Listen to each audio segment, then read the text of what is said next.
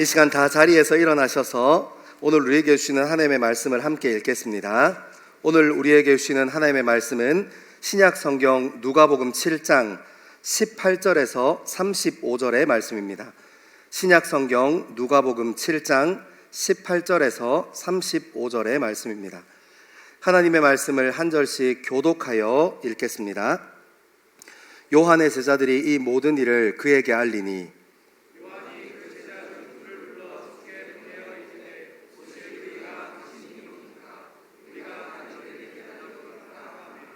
그들이 예수께 나아가 이르되 세례 요한이 우리를 보내어 당신께 여쭈어 보라고 하기를 오실 그이가 당신이 오리이까 우리가 다른 일을 기다리오리이까 하더이다 하니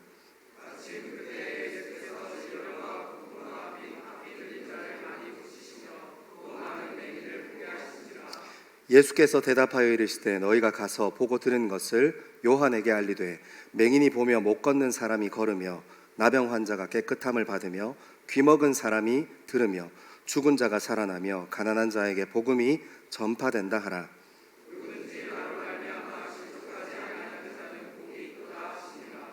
요한이 보낸 자가 떠난 후에 예수께서 무리에게 요한에 대하여 말씀하시되 너희가 무엇을 보려고 광야에 나갔더냐 바람에 흔들리는 갈대냐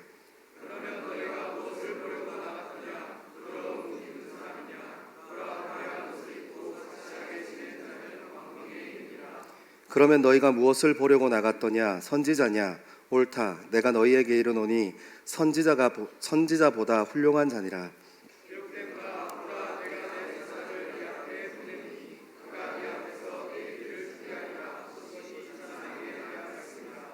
내가 너희에게 말하노니 여자가 낳은 자 중에 요한보다 큰 자가 없도다. 그러나 하나님의 나라에서는 지극히 작은 자라도 그보다 크니라 하시니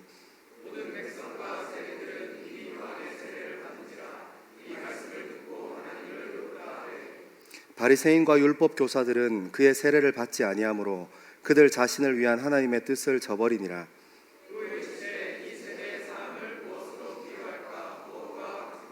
비유하건대 아이들이 장터에 앉아 서로 불러 이르되 우리가 너희를 향하여 피리를 불어도 너희가 춤추지 않고 우리가 곡하여도 너희가 울지 아니하였다 함과 같도다.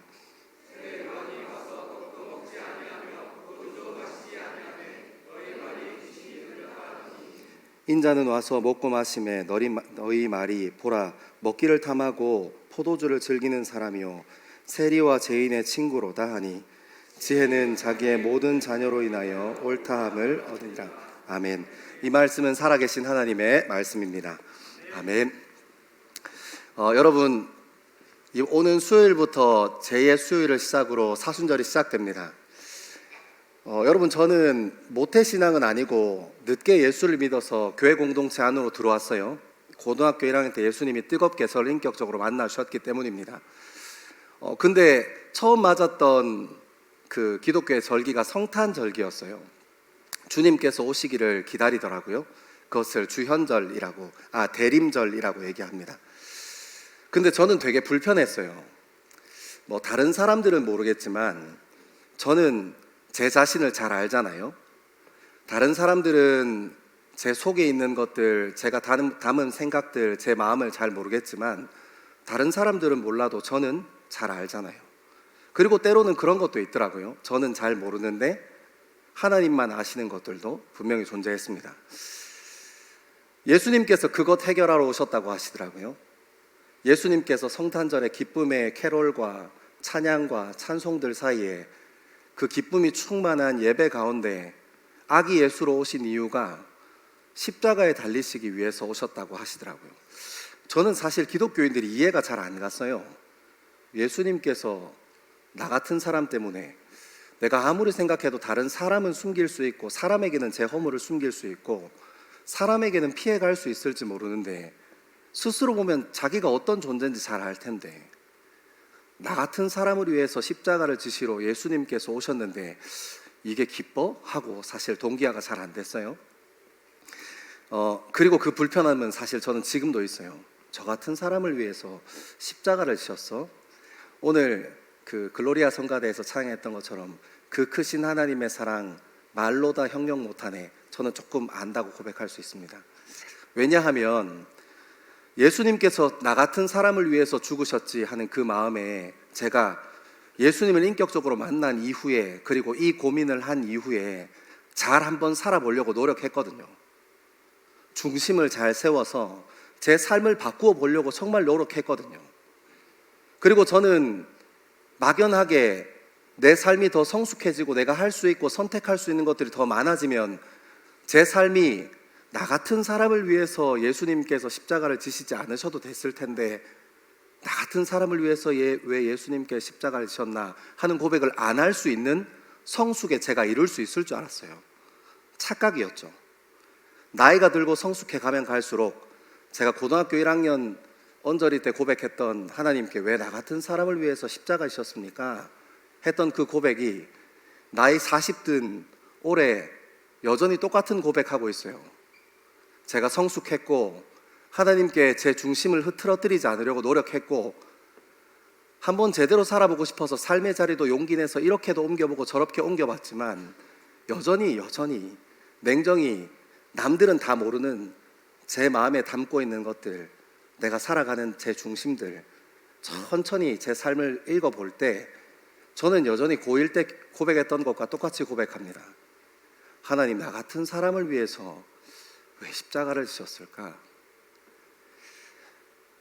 전 여러분들에게 피해의식 속에, 그리고 우울감과 열등감 속에 여러분 왜 그렇게 살아요? 이렇게 하는 그 우울감 속으로 들어가는 걸 원하지 않아요.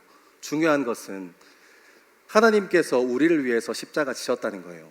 성숙하면 나을 줄 알았는데, 조금 자라고 어른이 되면 나을 줄 알았는데 여전히 죄 가운데 그대로 있는 모습, 여전히 죄 가운데 중심이 쉽게 뺏기는 나 같은 사람을 위해서 십자가를 지셨지. 그러면 한번 질문해 봐야 하잖아요. 왜요? 사랑하니까요. 사랑하니까. 오늘 찬미단에서 찬양한 거 들었죠? 거무나 아름답다. 우리의 모습이 어떻든지 주님 사랑하셔서 우리가 성숙하고 성숙하지 않고를 떠나서 우리 인생을 어떻게 살아왔느냐 살아오지 않았느냐를 떠나서 주님 그분은 기필코 우리를 사랑하시고야 마시는 분임을 기억하는 저와 여러분 되기를 소망합니다. 이제 수요일부터 제 수요일을 시작으로 사순절 시작해요. 제가 광고할 때 같이 나눴던 것처럼 예수 그리스도의 남은 고난에 동참하는 시간 되어지기를 소망합니다. 교회는 사순절인데 내 삶은 늘 그대로였던 그런 삶에서 중심을 조금 옮겨서 내 삶과 사순절 그 시간에 하나님께서 허락하신 그 사순절 기간이 함께 경건을 통해서 쌓아져 가고 다듬어져 가는 저와 여러분 되기를 소망합니다. 다들 아멘 안 하시네요. 나쁜 사람들. 가다 넘어져라. 오늘 말씀 좀 천천히 따라 읽어 내려가면서 하나님께서 우리에게 주신 마음, 음성 듣는 시간 되기를 소망합니다. 우리 18절에서 23절까지의 말씀 같이 한번 읽겠습니다. 18절에서 23절입니다. 시작. 요한의 제자들이 이 모든 일을 그에게 알리니 요한이 그 제자 중 둘을 불러 주께 보내어 이르되 오실 그이가 당신 오니이까 우리가 다른 일을 기다리오리이까 하라매. 그들이 예수께 나아가 이르되 세례 요한이 우리를 보내어 당신께 여쭈어보라고 하기를 오실 그이가 당신 오니이까 우리가 다른 일을 기다리오리이까 하더이다 하니 마침 그때에 예수께서 질병과 고통과 및 악귀 들린 자를 많이 고치시며 또 많은 맹인을 보게 하신지라. 예수께서 대답하여 이르시되 너희가 가서 보고 들은 것을 요한에게 알리되 맹인이 보며 못 걷는 사람이 걸으며 나병 환자가 깨끗함을 받으며 귀 먹은 사람이 들으며 죽은 자가 살아나며 가난 자에게 복음이 전파된다 하라. 누구든지 나로 말미암아 실족하지 아니하는 자는 복이 있도다 하시니라. 아멘. 오늘 본문의 말씀의 시작은 세례 요한이 옥에 갇혀 있는 것이 배경입니다. 본문의 위치를 확정하는 게 중요하니까 우리 마가복음 6장 17절 18절 말씀, 제가 PPT 좀 준비해 달라고 했거든요. 마가복음 6장 17절 18절 말씀 같이 한번 읽겠습니다. 시작. 전에 헤롯이 자기가 동생 빌립의 아내 헤로디아에게 장가든 고로 이 여자를 위하여 사람을 보내어 요한을 잡아 옥에 가두었으니 이는 요한이 헤롯에게 말하되 동생의 아내를 취한 것이 옳지 않다 하였습니다. 아멘. 여러분, 세례 요한이 옥에 있습니다. 그 이유를 우리가 같이 읽었던 것처럼 세례 요한이 살아있는 권력에다가 너 잘못했어 하고 바른 소리를 내었기 때문입니다. 어떤 일이 있었냐면 헤롯 대왕 때 헤롯 동생이 빌립이라는 동생이 있었어요. 그 동생을 이렇게 죽입니다. 그리고 그 동생의 아내를 이렇게 취하는 일이 발생했어요. 근데 그 고대 중동에, 이때 로마 사회만 해도, 고대 중동의 사회만 해도 형사취수제라는 제도가 있었어요. 그래서 남편이 뭐 전쟁 나갔다가 죽거나 예상치 못했던 사고로 남자들이 죽는 경우가 발생하거나 불구가 되는 경우가 있어서, 그러면 아내가 아무것도 못하고 이렇게 굶어 죽어야 하잖아요. 그 과부를 이제 다른 형제가 취해서 함께 사는 그런 형사치수제도가 그때 당시 있었던 문화였어요. 근데 세례 요한이 세게 비판하는 이유가 무엇이겠습니까? 형의 동생을 죽이고 동생의 아내를 취한 것이 잘못입니다 했던 이유가 무엇이겠습니까? 하나입니다. 동생이 불의의 사고로 실족한 일로 이렇게 잘못된 게, 불의의 사고로 잘못된 게 아니라 그 동생의 아내를 취하기 위해서 의도적으로 그 동생을 죽였기 때문입니다. 그래서 세례 요한이 그 장면을 보고 헤롯 왕에게 당신 잘못했습니다 하고 큰 소리 쳤습니다. 그래서 옥 안에 있어요. 그래서 본문으로 돌아와서 요한이 제자들의 이 모든 일을 그에게 알리니, 그러니까 요한의 제자들이 감옥 안에 있는 요한에게 이 모든 일을 알렸다 하고 얘기합니다. 이 모든 일이 뭔지 궁금하잖아요, 그죠? 바로 앞에 17절 말씀 한번 띄워줄래요? 17절 말씀, 누가복음 7장 17절 같이 한번 읽겠습니다. 시작. 예수께 대한 이 소문이 온 유대와 사방에 두루 퍼지니라. 아멘. 그러니까 세례 요한이 이 모든 일 들었던 것은 어떤 일이었냐면, 예수님께서 유대와 온 지역에서 행하셨던 그 사역, 예수님에 대한 이야기들이겠죠. 그 이야기들을 세례 요한이 옥에 갇혀 있으니까 그 얘기를 이제 제자들을 통해서 듣는 겁니다. 옥에 얼마나 있었는지 성경 본문은 우리에게 얘기해 주지 않아요. 분명한 것은 그 시간이 조금씩 길어졌던 것 같아요. 그리고 세례 요한의 마음에 의심과 오해가 생겨납니다. 그래서 그 뒤에 나오는 게 어떤 이야기냐면 19절 20절 같이 한번 읽겠습니다. 19절 20절입니다. 시작. 요한이 그 제자 중 둘을 불러 주께 보내어 이르되 오실 그이가 당신이 오니이까 우리가 다른 이를 기다리오리이까 하라 하매, 그들이 예수께 나아가 이르되 세례 요한이 우리를 보내어 당신께 여쭈어 보라고 하기를 오실 그이가 당신이 오니이까 우리가 다른 이를 기다리오리이까 하더이다 하니. 아멘. 여러분, 세례 요한이 예수에 대한 이야기를 다 듣더니 제자 2명을 부릅니다. 그리고 보내요. 그래서 뭐라고 얘기하냐면 예수님께 가봐라. 그리고 이렇게 전해라. 당신이 메시아가 맞습니까? 오실 그이가 맞느냐는 표현은 하나님의 말씀, 선지자에 의해서 선포되었던 그 메시아, 그리스도가 맞습니까? 예수 당신이 그리스도가 맞습니까? 예수 당신이 말씀에 오기로 약속하셨던 그 왕이 맞습니까? 하고 질문하는 겁니다. 여러분, 이 질문이 간단한 질문인 것 같지만, 당신 맞아요? 하고 물어보는 되게 간단한 질문인 것 같지만, 이 세례 요한의 삶을 생각해 보면, 우리 큐티하면서 복음서를 계속 누가복음 천천히 따라 읽어오고 있잖아요. 이 부분을 생각해 보면 되게 조금 애매한 질문이에요. 왜냐하면 가장 먼저 예수가 그리스도인 것을 알아보고 광야에서 그분이 그리스도이시다, 예수가 왕이다 하고 선포했던 첫 번째 사람, 예수 그리스도를 딱 눈으로 보고 이 사람이 말씀의 성취인 오실 메시아구나, 이분이 그리스도구나 하는 것을 마음에 확신하고 가장 먼저 선포했던 사람이 누구냐면 세례 요한이었기 때문이에요. 여러분, 이유는 알 수 없지만 감옥에 있는 시간이 길어갈수록 예수님께서 하고 다니시고 사역하시는 이야기를 들으면 들을수록 세례 요한의 마음 가운데 어떤 마음이 있었다는 거예요? 자기가 확신 가졌던, 자기가 그리스도라고 정말 믿었던 그 예수님이 어떤 존재인지 물음표가 생기기 시작했다는 거예요. 그래서 2 제자를 보내요. 묻습니다. 당신이 그분이 맞습니까? 아니면 다른 당신을 기다려야 합니까? 하고 질문합니다.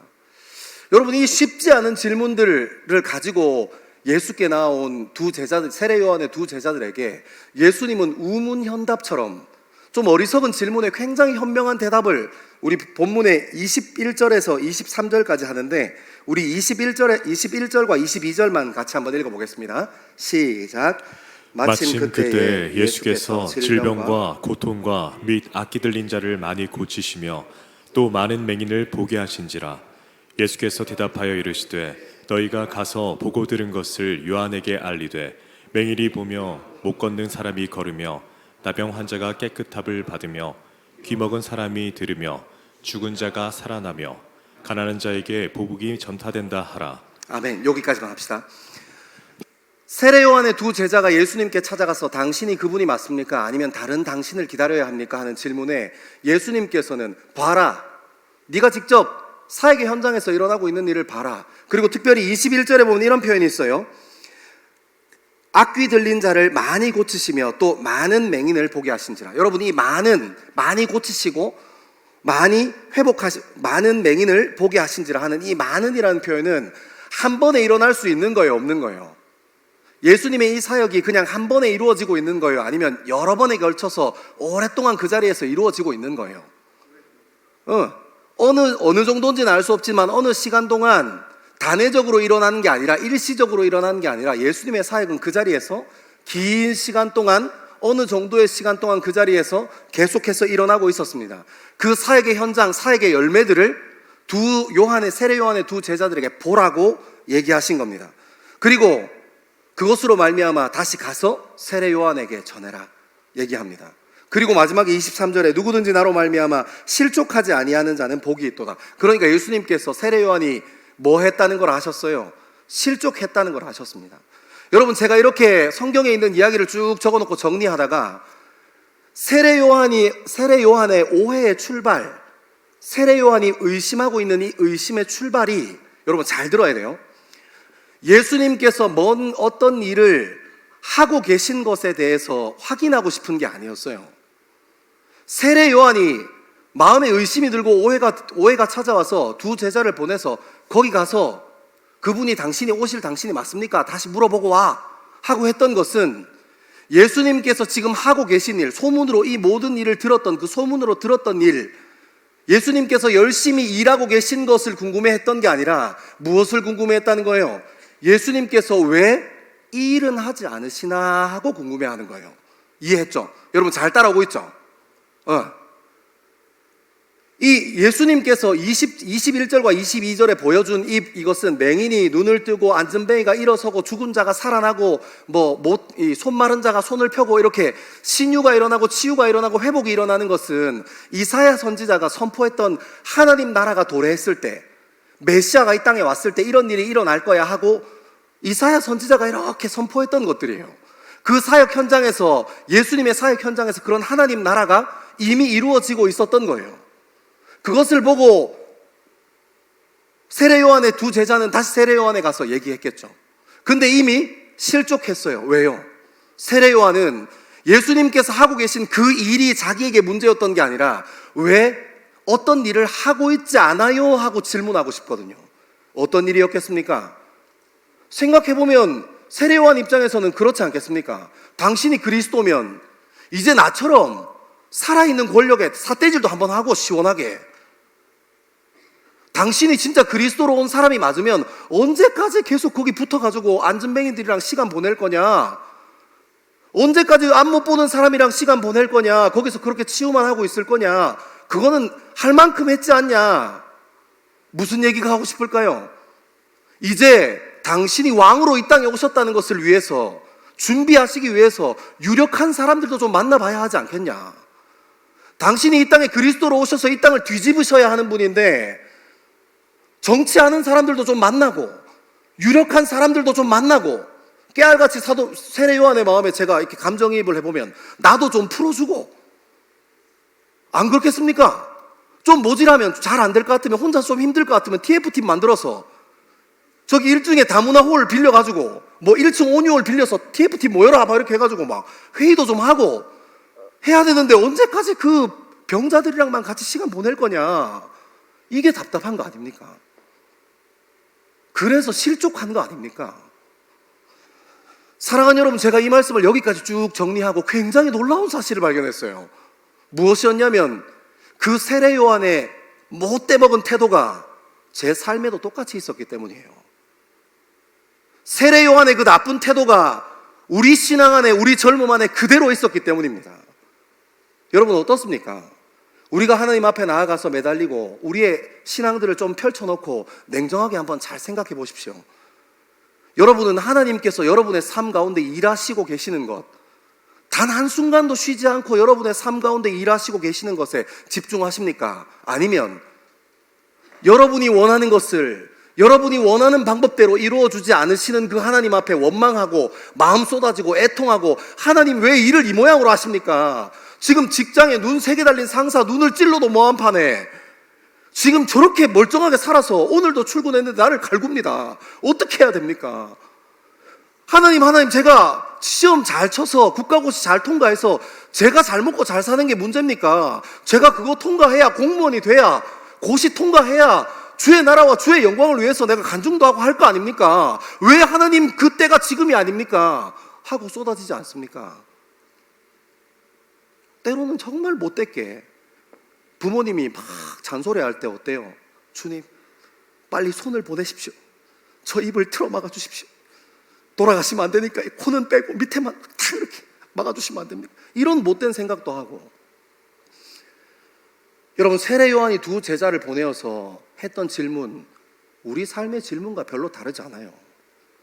여러분 제가 청년들 10년 이상 만나면서 요 질문, 왜 하나님은 이때까지 하나님께서 우리 삶 가운데 일해 오신 것에 집중하지 못하고 하나님께서 왜 이렇게 일 안 하시나 하는 이 질문 때문에 하나님을 똑같이 세례 요한과 같이 의심하고 오해하고 하나님 없다 부인하고 떠납니다. 여러분 주변에 신앙을 잃은 사람, 지금 떠나서 잠깐 방학하고 방황하고 있는 사람, 그 사람의 이야기를 한번 잘 집중해서 들어보십시오. 세례 요한과 다르지 않습니다. 똑같습니다. 여러분 하나님께서는 단 한 번도 쉬지 않으시고 우리 인생을 구원의 여정에서 떨어지지 아니하도록 보호하시고 인도하시고 때로는 어떻습니까? 사람을 만나게 하시고 사건과 사고를 경험하게 하셔서 우리 인생을 돌려놓고 싶어 하십니다. 근데 여러분 우리는 완악해서 사건과 사고, 사람을 만나도 내 고집이 더 앞서요. 그리고 하나님 앞에 나가서 주님 왜 내가 술을 못 끊습니까? 왜 내가 담배 못 끊습니까? 우리 집은 왜 이 모양입니까? 주님 지금 임하셔서 지금 막 부모님 다 작살내고 막 지금 제가 원하는 대로 하나님께서 들어줘야 하는 거 아닙니까? 이러고 앉아있는 게 우리 모습입니다. 무엇이 다릅니까? 무엇이 다릅니까?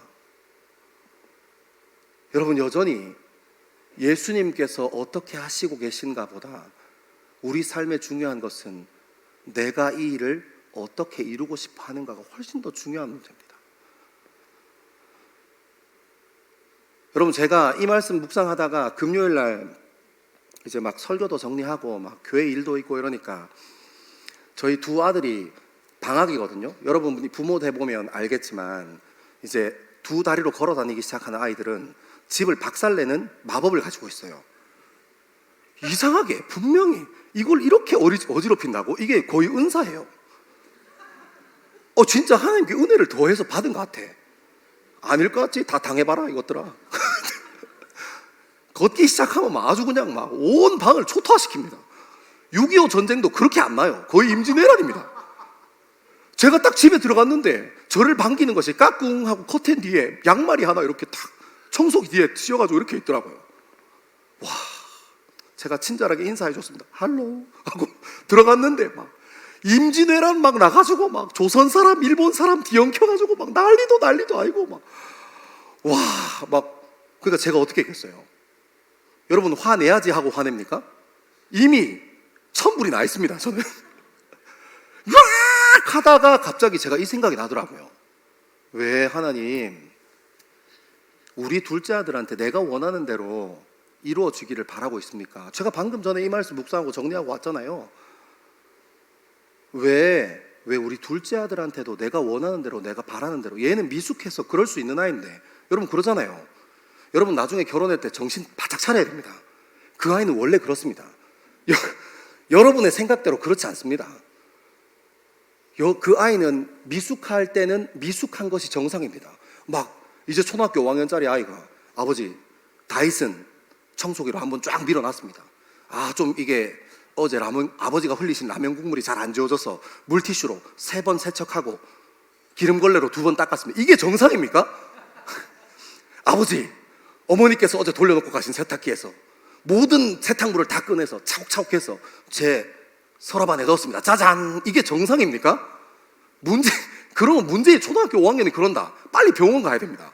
애가 막 강력한 강박에 휩싸여가지고 막 혼자 우울증을 안고 막 완벽주의, 청결주의 이런 거에 빠져 있을지도 몰라요. 이렇게 했는데도 웃지 않는 완악한 자들이 있네. 아무튼 제가 그 마음에 빠졌어요. 다이슨 청소기 위에 양말이 딱 꽂혀서 할로 하고 있는 그 장면을 제가 묵상하면서 내가 지금 내 방법에 붙들리면 안 되겠구나. 갔는데 임진의 날이 벌어졌어요. 주님, 제 방법에 붙들리지 않게 주님 도와주십시오. 저는 아마 죽으면 살이 나올 거예요. 주님, 주님 제 마음을 붙잡아 주십시오. 이런 마음 가지고 제 마음을 지켰습니다. 저희 둘째 혼났게요? 안 혼났게요? 안 혼났어요? 이런 사람 봐서 이거 왜 나를 뭘로 보고 둘째 아들 안 혼났어요. 왜요? 제가 계속 되뇌었거든요. 내 방법대로 아니야. 내 방법대로 아니야. 하나님 방법대로. 여러분 생각해보니까 제가 허리 몇 번 더 숙이면 돼요. 제가 그 아이를 위해서 몇 개 더 정리하면 돼요. 그거 1시간 걸리고 2시간 안 걸려요. 5분이면 충분합니다. 10분이면 충분해요. 제가 그 사건을 지난 금요일 날 딱 겪고 나서 그러네. 내 방법에 붙들리지 않고 하나님 방법에 붙들리면 사람 살겠네 생각했어요. 아멘 하세요?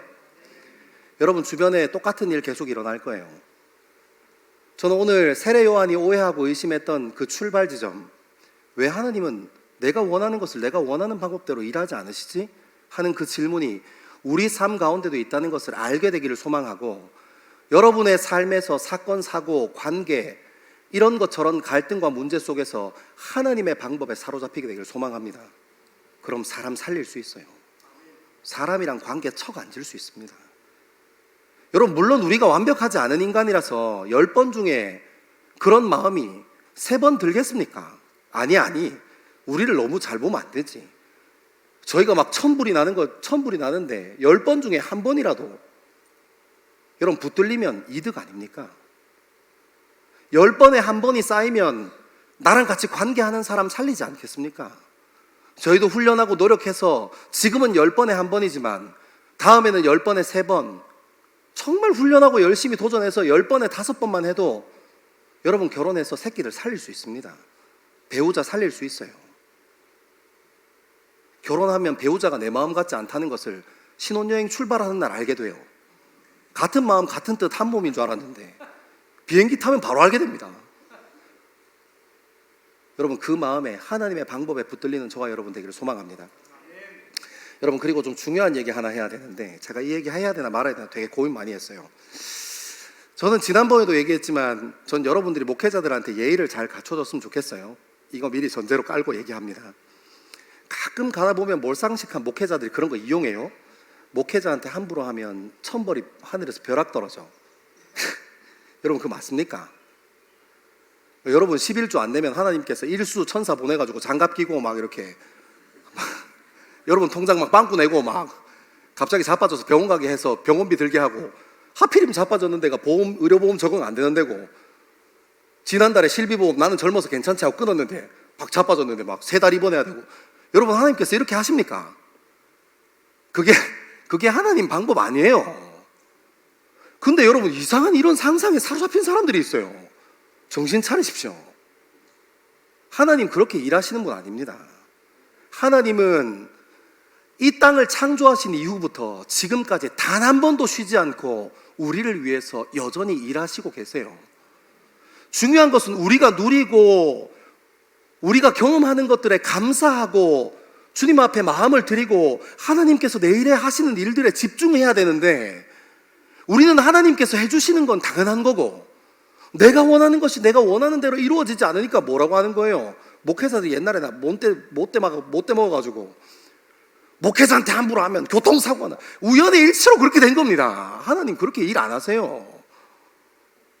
그리고 헌금 떼먹어도 하나님 여러분 통장에 빵꾸 내고 그러지 않습니다.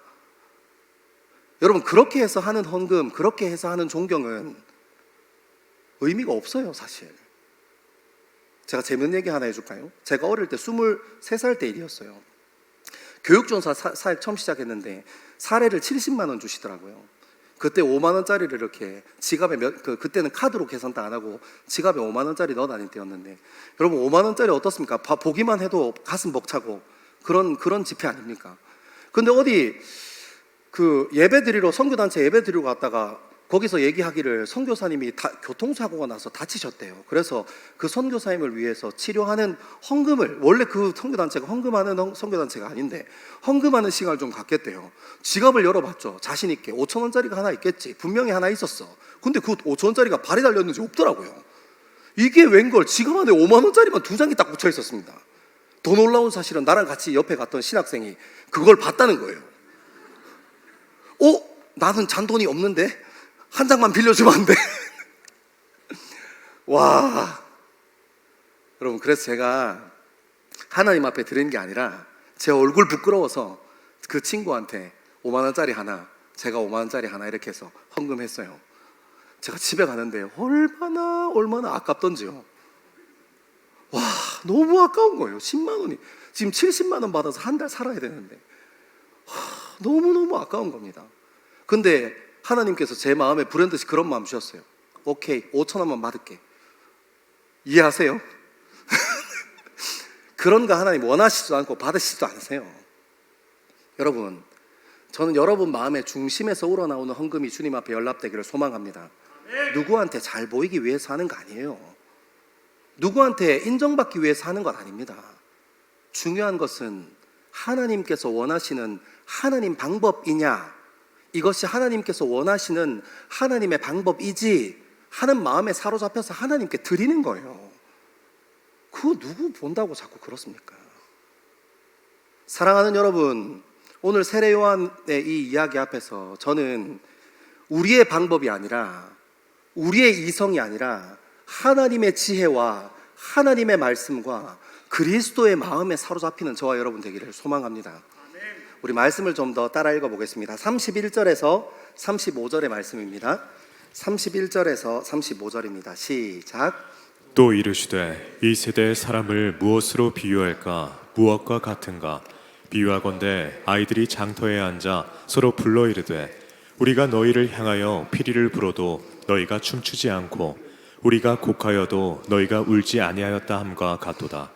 세례 요한이 와서 떡도 먹지 아니하며 포도주도 마시지 아니하매 너희 말이 귀신이 들렸다 하더니 인자는 와서 먹고 마시매 너희 말이 보라 먹기를 탐하고 포도주를 즐기는 사람이요 세리와 죄인의 친구로다 하니 지혜는 자기의 모든 자녀로 인하여 옳다함을 얻느니라.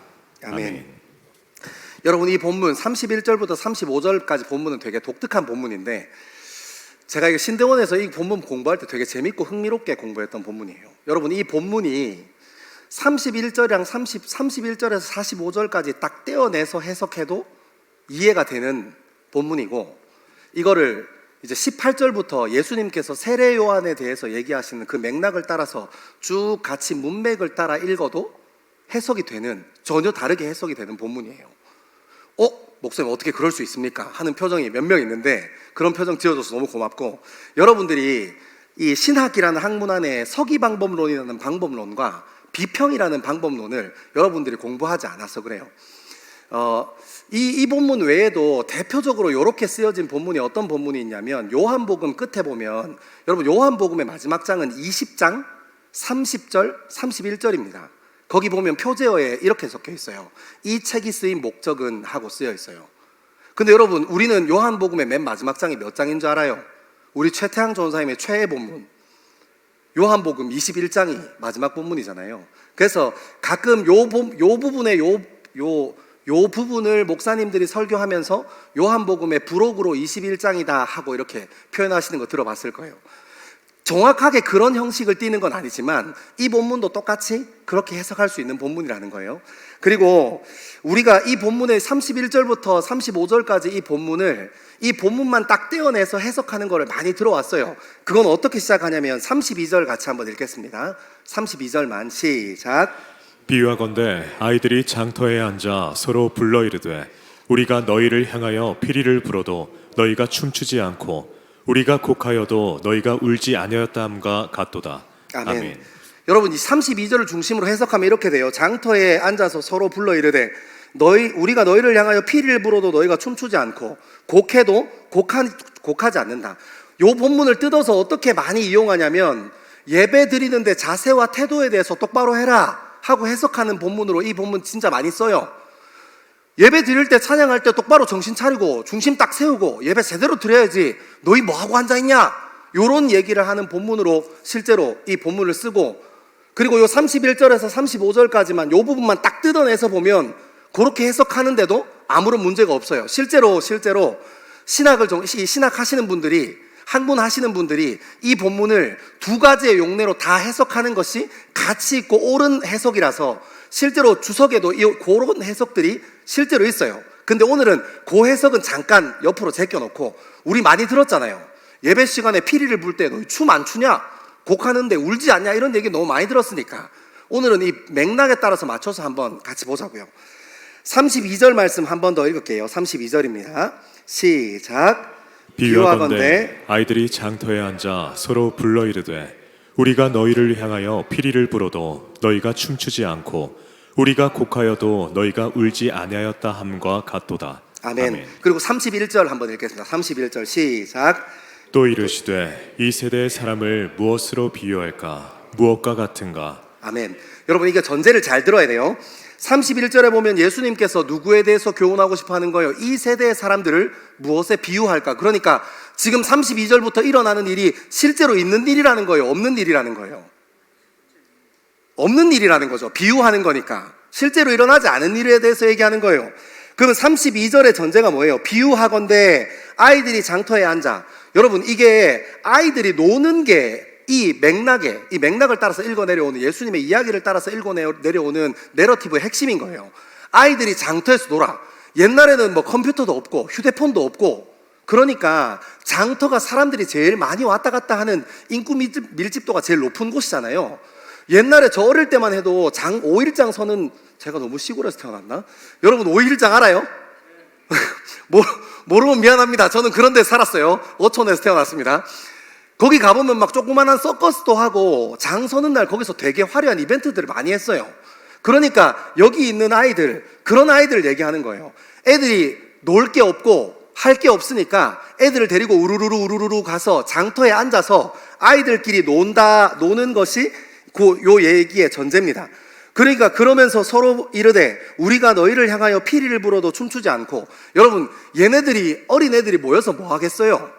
어른들 흉내 내잖아요. 뭐 예를 들면 이렇게 집에 퇴근하고 열심히 온 아버지가 집에 들어오시면서 와 진짜 오늘도 하루 살아남았다. 여보 나 진짜 고생 많이 했다. 오늘도 여전히 그 직장 상사는 눈이 3개더라. 이빨이 한 60개는 되는 것 같아. 아 너무너무 싫어. 그러면 아내가 뭐라고 합니까? 그 여보가 뭐라고 해요? 우리 여보 고생 많았어. 한잔해. 막 하면서 막 이렇게 서로를 위로하고 막 이렇게 하잖아요. 분위기 왜 이래요? 서로를 막 위로하고 하잖아요. 애들이 그거 볼 거 아니에요. 그러니까 장터에 앉아서 애들끼리 노는데 뭐라고 하는 거예요? 피리를 불어도 춤추지 않고. 그러니까 어른들이 하는 것들 중에 피리 부는 거, 그러니까 결혼식이 있었거나 잔치가 있었거나 이런 거 얘기하는 거예요. 피리를 불어도 춤추지 않고, 그 다음에 곡을 하여도, 어른들이 하는 곡하는 거 뭐예요? 뭐 동네가 전쟁 나서 박살 났거나 아니면 장례가 있었거나 그 장례 놀이 하는 거예요. 아이고 하면서 이렇게 이제 그런 곡하는 것과 너희가 울지 아니함과 같도다 하고 예수님께서 이렇게 얘기했어요. 여기까지 이야기는 이해했죠. 근데 우리가 뭐가 자꾸 헷갈리냐면, 이게 순서가 유대인들은 33절 읽고 34절 35절 읽어도 이해가 쉬운데 우리나라 사람들은 이게 이해가 잘 안 가요. 이걸 거꾸로 읽어야 돼. 34절 35절 먼저 읽겠습니다. 34절 35절입니다. 시작. 인자는 와서 먹고 마시매 너희 말이 보라 먹기를 탐하고 포도주를 즐기는 사람이요 세리와 죄인의 친구로다 하니 지혜는 자기의 모든 자녀로 인하여 옳다함을 얻느니라. 자, 집중 잘해야 돼요. 뭐라는 거예요? 이렇게 장터에서 노는 아이들의 이야기를 비유로 이렇게 쭉 하면서 지금 피리를 불어도 춤 안 추네, 곡을 해도 곡을 안 하네 하면서 뭐라고 얘기하는 거예요? 34절에는 보면 인자가 와서, 그러니까 주님이 오셔서, 예수님이 오셔서 먹고 마시며 너희 말이 보라 먹기를 탐한다. 그러니까 여러분, 그런 거 하면 안 되는데 지금 하고 있다고 얘기하는 거잖아요. 예수님께서 오셔서 뭐 하고 있는데 너희들이 말하기를 음식을 탐하는 자다. 그러니까 원래 음식은 탐하는 거다 아니다. 탐 안 하는 거다. 마시는 것도 마시는 거 아니다. 근데 너희들 하고 있잖아. 이 얘기하는 거잖아요. 이게 어떤 얘기냐면 예수님께서 우리가 주기도문에 신앙 고백하는 것처럼 하늘에서 이루어진 하나님 나라가 이 땅에 어떻게 될 거다? 이루어질 거다. 아멘 하세요? 네. 여러분 신천지 아니죠? 지금 약간 좀 쎄한데 지금 오늘 본문이 너무 어려워서 그런가? 이거 본문 제가 안 골랐어요. 태양전 쌤 골라줬습니다. 이거 아니 화요일날 와가지고 나한테 본문 정해야 된다고 자꾸 막 이렇게 해가지고 제가 큐티책 이렇게 들고 있다가 탁 폈더니 이 본문이 나왔어요. 저 제 탓 아닙니다. 이거 다 최태양 전사님 탓이에요. 지금 하늘에서 이루어진 그 하나님 나라가 이 땅에 이루어질 거다. 이게 우리 신앙 고백이고 우리 믿음이에요. 실제로 믿음이에요. 예수님께서 그렇게 가르쳐 주셨잖아요. 근데 예수님, 그러니까 하늘에 계신 본체가 하나님이신 그분이 인자로 하나님께서 이 땅에 오셨잖아요. 그곳에서 일어나고 있는 게 뭐예요? 하나님 나라잖아. 그러니까 우리가 21절, 22절 세례 요한의 두 제자가 와서 이렇게 당신입니까? 하고 물어보고 옷 아니면 다른 사람 기다려야 합니까? 하고 물어봤을 때 이 예수님께서 봐라. 지금 병자들이 고침을 받고 회복을 입는 거 봐라. 이사야 선지자가 선포했던 하나님 나라가 선포되고 있는 거 봐라. 하고 얘기해 준 거잖아요. 그러니까 이거를 사람들은 뭐라고 얘기하는 거예요? 하나님 나라가 아니라고 얘기하고 싶은 거예요. 왜냐하면 유대인들은 아직도 오실 메시아를 기다리고 있으니까. 이해하죠? 그러니까 하나님께서 그냥 하나님의 나라가, 하늘에 있는 하나님 나라가 이 땅의 인자를 통해서 도래가 되었는데도 불구하고 그렇게 병자들이 치유받고 회복받는 공동체가 21절, 22절에 있는데도 불구하고 세례 요한이 뭐라고 하는 거예요? 이해를 못 한다는 거예요. 그래서 35절에 뭐라고 하냐면 지혜는, 그러니까 여러분 지혜는 이란 표현을 통해서 우리 뭘 알아요? 지혜라는 표현이 의인화되어 있어요. 인자랑 지혜랑 같은 표현이라고요.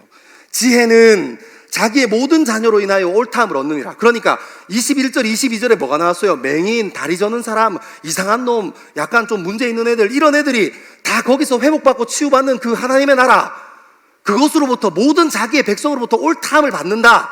그런데 이제 또 거꾸로 올라가서 33절 한번 읽겠습니다. 33절입니다. 시작. 세례 요한이 와서 떡도 먹지 아니하며 포도주도 마시지 아니하매 너희 말이 귀신이 들렸다 하더니. 아멘. 그러니까 여러분 뭐라는 거예요? 거꾸로 읽으니까 이제 이해가 되죠. 세례 요한이 와서 떡도 안 먹는다잖아. 하나님 나라가 자기가 선포했던, 세례 요한이 제일 먼저 이 데뷔하면서 했던 얘기가 뭐예요? 천국이 가까워왔으니 너희 회개해라. 이제 천국이 이미 왔으니 회개해라. 곧 임박했으니 회개해라. 이게 세례 요한의 첫 번째 복음을 선포했던 메시지였어요. 자기가 그 선포했던 그 메시지가 지금 어떻게 되는 거예요?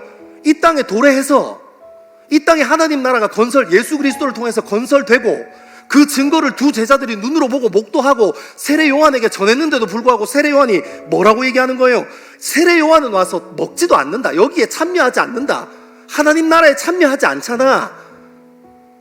세례 요한 지금 여기에 함께하지 않잖아. 너희들이 말하기를 귀신 들렸다 하더니. 그러니까 사람들은 다 누구 편이라는 거예요?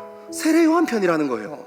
계속해서 예수님을 메시아로, 예수님을 그리스도로 받아들이기를 거부하고 귀신 들렸잖아 너희들 얘기하면서 세례 요한은 거기에 참여하지 않는다는 거예요. 근데 여러분 여기에 놀라운 사실이 있어요.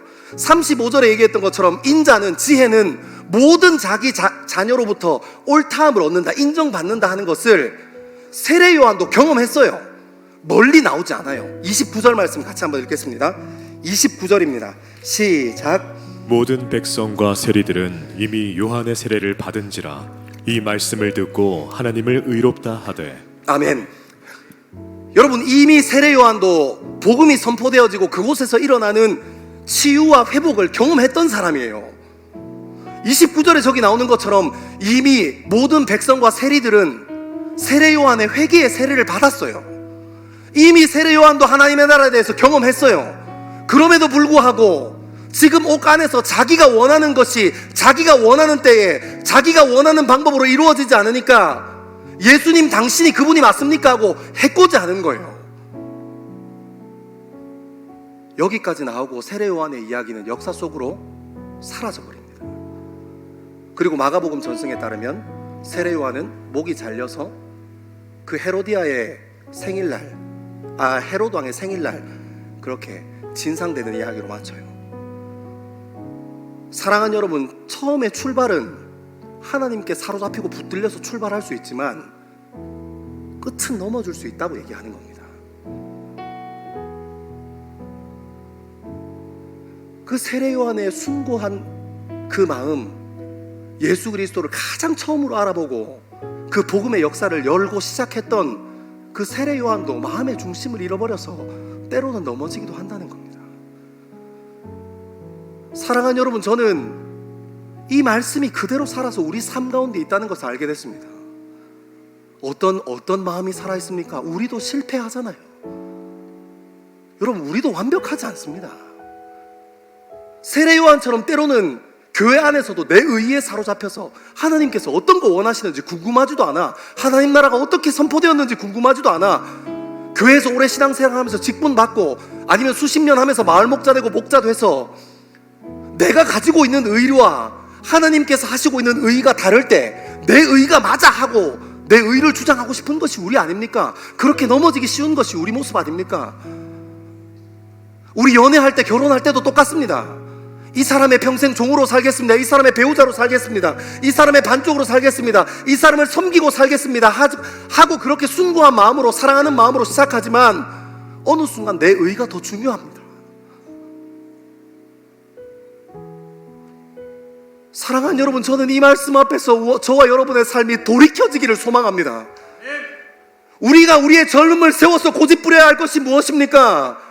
주님께서 나를 사랑하셨다는 것, 그리고 그 주님을 나도 사랑한다는 것이 전부여야 할 것 아닙니까?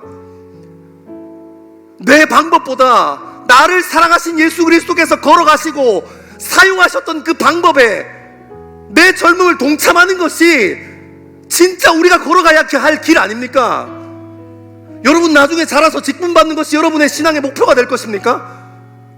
여러분의 말과 여러분의 생각이 교환해서 이런저런 곳에서 실현되는 것을 여러분의 신앙의 이상으로 살아갈 것입니까? 아니요.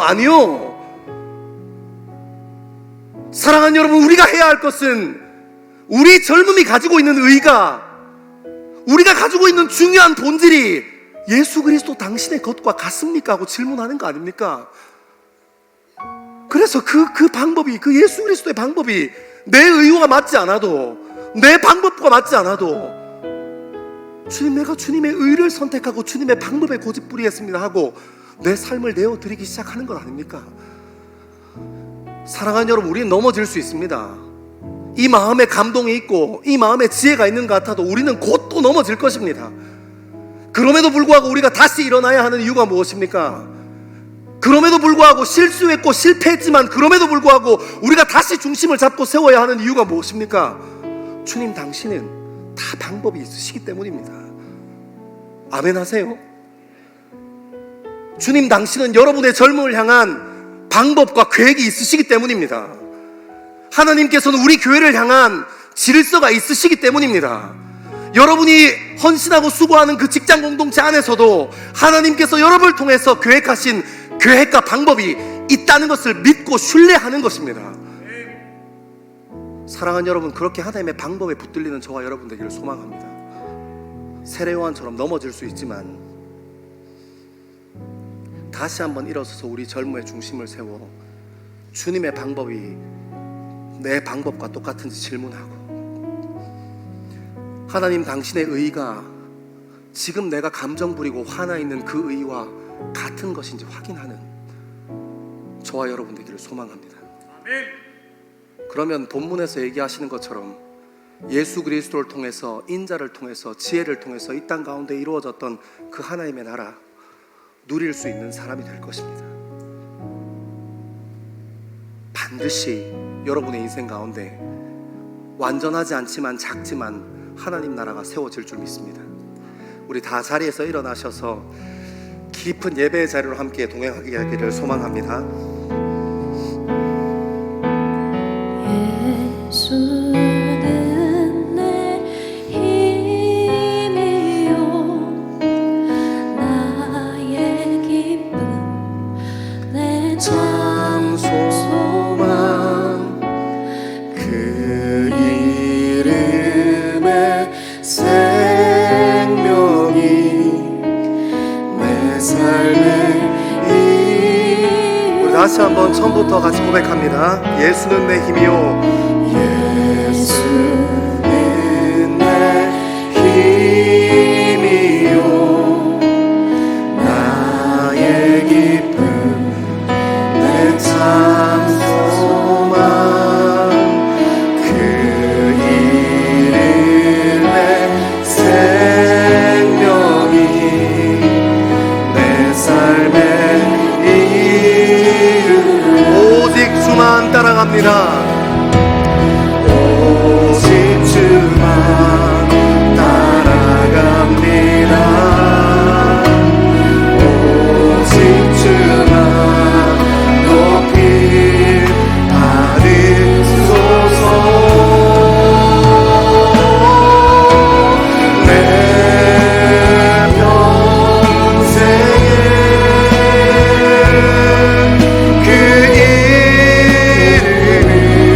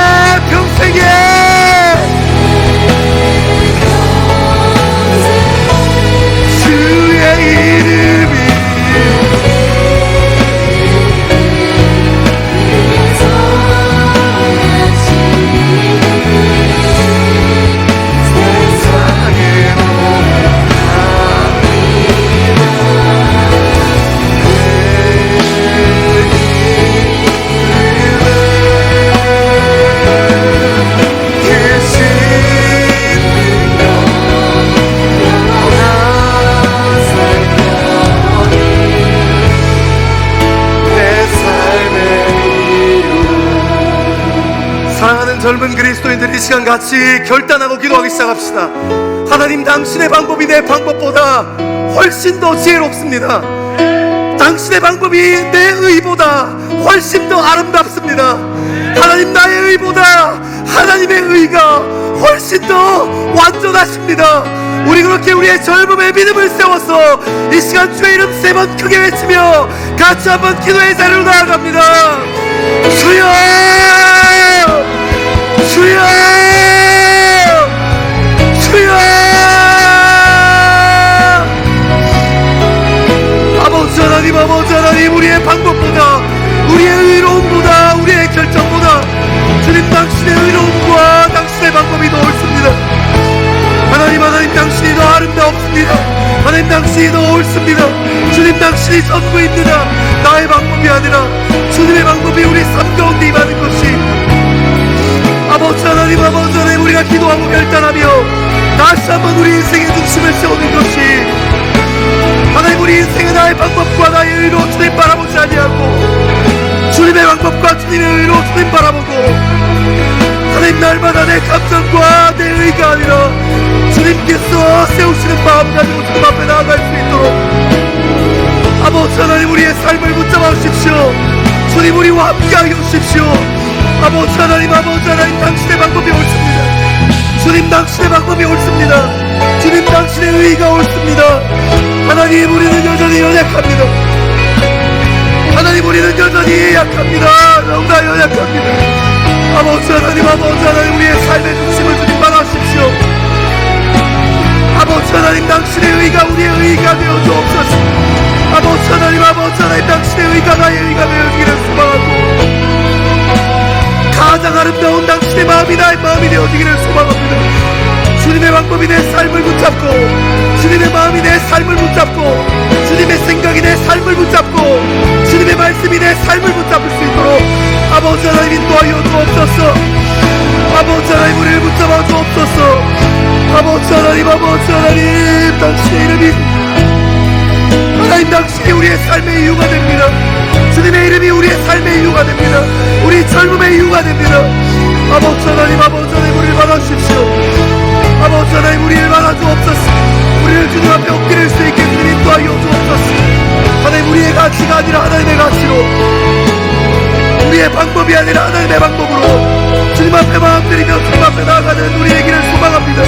하나님, 우리의 젊음의 중심이 주님 앞에 세워지고 주님의 마음이 우리 삶 가운데 세워져 가기를 주님 간절히 바라고 소망합니다. 주님, 우리의 결단이 주님 앞에 바르게 설 수 있도록 아버지 하나님 인도하여 주옵소서. 주여,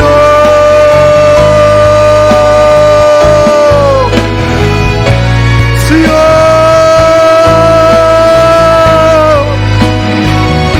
당신이 옳습니다. 주님, 당신이 옳습니다. 주님과 함께 동행하는 것이 옳습니다. 주님,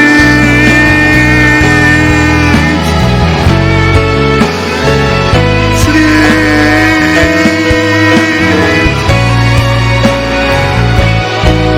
아버지 하나님, 우리를 붙잡아 주십시오.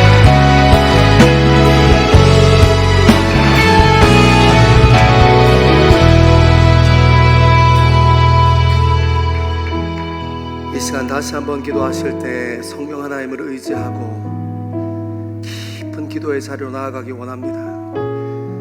하나님, 내 방법이 아니라 당신의 방법이 주님 옳습니다.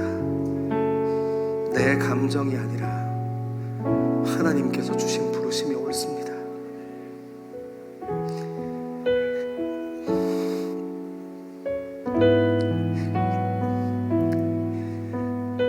그 당신이 우리를 위하여 걸어가신 십자가의 길이 여전히 옳습니다.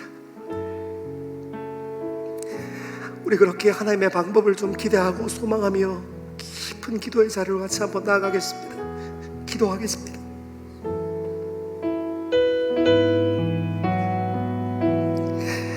그렇습니다. 주님, 당신이 옳습니다. 그렇습니다. 주님, 당신이 옳습니다.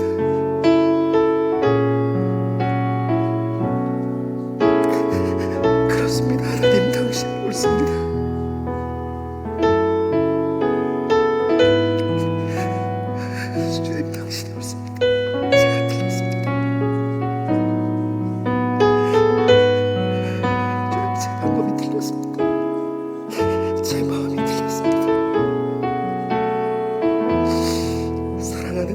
하나님이 옳습니다. 하나님 바람을 세우가는 그래도 하나님이 옳습니다. 하나님 인생 인도하셨던 그 하나님을 기억하는 것도 하나님 당신이 옳습니다. 주님 당신이 옳습니다. 아버지 하나님, 아버지 하나님 당신이 옳습니다. 하나님 당신이 옳습니다. 하나님께서 우리를 부르신 것을 다시 한번 기억하고 그 하나님의 마음을 위해서 맞춰주겠습니다.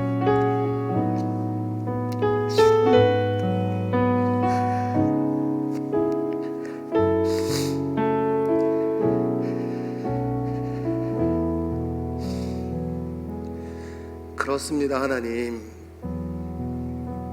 우리는 하나님의 말씀을 늘 가까이 하지만, 수도 없이 예배와 찬양을 가까이 하지만 내 의가 중요할 때가 훨씬 더 많았고 내 방법이 중요할 때가 훨씬 더 많았습니다. 그래서 하나님께서 내 삶 가운데 일하시고 계신 것, 단 한 번도 실수함 없으시고 쉬지 않으셨던 것, 그것을 잘 주목하지 못합니다. 우리는 여전히 하나님 앞에 새로운 것을 바라고, 우리는 여전히 하나님 앞에서 우리의 의를 세우고 새로운 것을 기대합니다. 하지만 하나님, 오늘 하나님 말씀 앞에서 다시 한번 우리의 자리를, 우리의 중심을 세우기 원하는 것은 내 방법이 아니라 하나님의 방법이 옳다는 것을 다시 한번 인정하고, 내 감정을 넘어 하나님의 말씀이, 하나님의 부르심이 옳다는 것을 다시 한번 인정하고, 하나님께서 부르신 그 자리에서 우리의 마음을 세우고 우리의 젊음을 세우며 예수 그리스도께서 이루어 가시는 하나님 나라를 목도하는 우리 될 수 있게 주님 인도하여 주옵소서.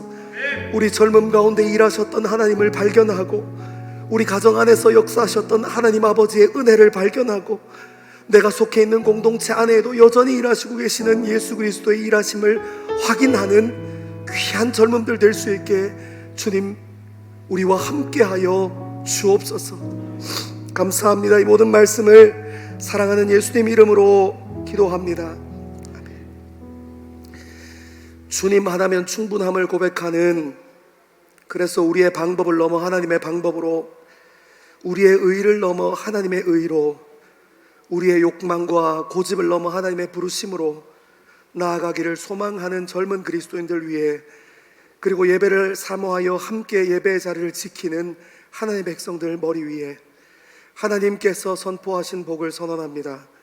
여호와는 내게 복을 주시고 너를 지키시기를 원하며, 여호와는 그의 얼굴을 내게 비추사 은혜 베푸시기를 원하며, 여호와는 그의 얼굴을 내게로 향하여 드사 평강 주시기를 원하노라. 아멘.